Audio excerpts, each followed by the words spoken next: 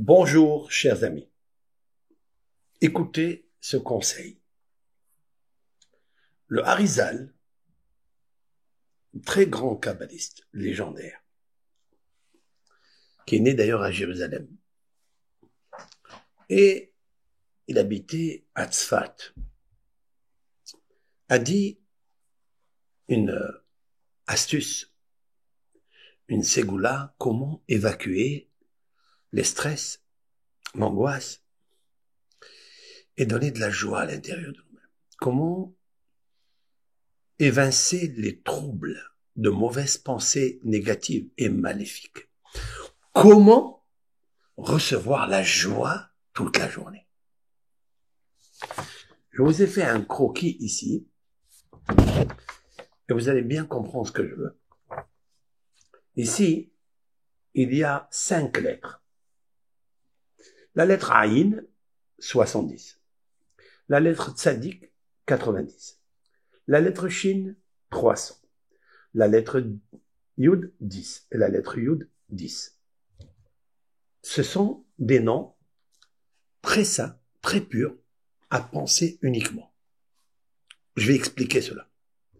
Donc, ces lettres-là, Aïn, Tzadik, Shin, Yud, Yud, voilà ce qu'il a dit. Une personne qui se voit dans la nuit ou avant de dormir, troublée par une insomnie de fleuves de mauvaises pensées, même de la haine, hargneux, haineux, ou bien des pensées maléfiques, sexuelles ou autres. Il devra mettre devant lui cette phrase. Enfin, ce sont des lettres. Aïn, Tzadik, Shin, Yud, Yud. Pourquoi? Il dit parce que la valeur numérique de tout ça, c'est 480. Et c'est la même valeur numérique de celle-ci. Vous connaissez la puissance féminine débaucheuse, qui est la source de tous les problèmes maléfiques, pensées, ou haine, ou jalousie, c'est elle.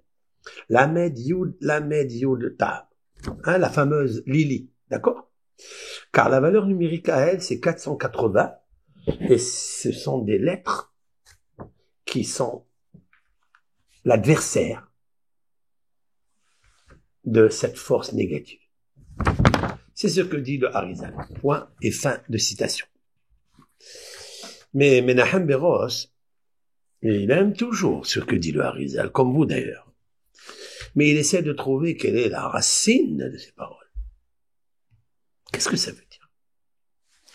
Et puis avec l'aide du Créateur, géniteur de toutes les bonnes pensées et de toutes les créations et de toutes les forces qui sont écrites dans la Torah, j'ai trouvé le psaume 121 à lire.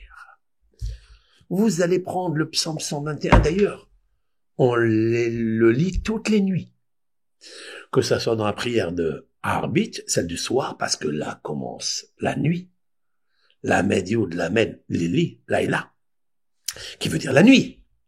Donc, comment combattre cette force négative qui va venir tourner autour de moi et même me booster à aller vers l'extérieur et aller regarder des forces étrangères et aller commettre n'importe quelle désobéissance à Dieu pour le plaisir personnel de l'égoïsme. Ainsi est fait l'homme. Alors, le psaume 121, il m'a paru quelque chose de très beau. Je viens de comprendre à l'instant, vraiment, pourquoi ce psaume est lu la nuit. Et qui a dit ce psaume? C'est Yaakov Avinu. Yaakov, notre patriarche. Shir la Ma'alot, et Sa'ena et Harim. Je lève les yeux vers les montagnes, mais Aïn Yavo Ezri. D'où va venir mon aide? Vous continuez le psaume. Nous l'expliquerons un jour en profondeur, avec de belles et mystérieuses explications. Cependant, quand j'arrive dans le verset 3, il dit « Aliten lamot raglecha, al yanum shomrecha ». Je traduis « Il ne permettra pas que ton pied chancelle. Celui qui te garde ne s'endormira pas. » C'est quoi la notion d'un d'un pied qui chancelle. De quoi il parle? En fait, le pied, c'est la partie génitale. C'est la partie génitale qui pratique les mauvaises pensées qui se trouvent dans le cœur et dans la pensée. Et alors, le pied chancelle quand il tombe. Et en fait, Dieu, il ne dort pas. Et de suite après, il est marqué.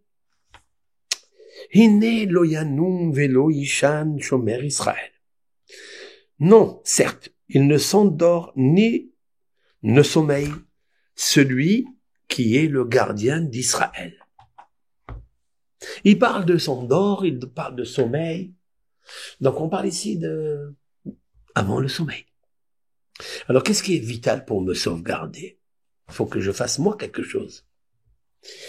Le psaume dit dans son verset 5, et là, le secret apparaît. Adonai shomrecha, je vais traduire, c'est l'Éternel qui te garde. Adonai tzilecha al yad yaminecha, l'Éternel qui est à la droite comme ton ombre tutélaire. Tutélaire. Qu'est-ce que ça veut dire? Que Dieu, il est à ta droite. De quelle droite? La droite, c'est la force. Comment pourrais-je avoir la force de combattre cette force tellement puissante, féminine, celle qui te fait charmer, celle qui te fait fantasmer, celle qui te donne des mauvaises pensées? Comment faire? Regardez avec moi. Et c'est là le secret aboutit à sa apothéose. J'ai marqué ici le verset. Hashem shomrecha, Hashem tzilecha al yad yaminecha. L'Éternel te garde, l'Éternel est ton ombre et tutélaire sur ta main droite. Regardez les initiales. Vous avez vu? Yud. C'est incroyable. Yud. Hashem. Yud. Les initiales. Shomrecha. Shin. Hashem. Yud. Tzilecha. Tzadik. Al. Aïn. Qu'est-ce que je retrouve? Je retrouve dans la séquence de 5 mots le Yud et le Yud. Le Yud et le Yud, ce sont les noms de Dieu. Tzilecha al shomrecha. Shomrecha al et tzilecha. Ça veut dire que l'Éternel, c'est lui qui te protège de cette force négative par l'intermédiaire prescrit ou inscrit dans ses lettres que le Harizal a dit. Donc, ce sont des lettres que le roi, Yaakov Avinu, c'est un roi d'ailleurs, aussi, Moshe Rabbeinu, il a dit que, d'après le Midrash, que Yaakov était un roi, Yeshurun, Melech Israël, parce qu'il était droit. Yaakov Emet, il était droit. Dieu lui a révélé dans ce psaume les 5 lettres que le Harizal a dit. Et ça, c'est magnifique.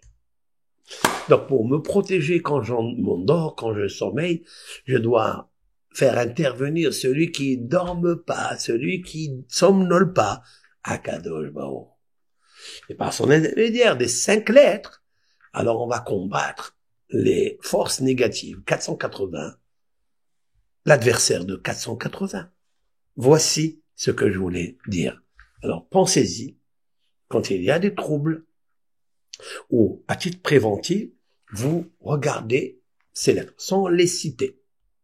Vous répétez ce pasouk, ce verset, Adonai shomrecha, Adonai tzilecha al yad yaminecha, verset 5 dans le psaume 121. Kol tuv, bracha ve'atzlacha.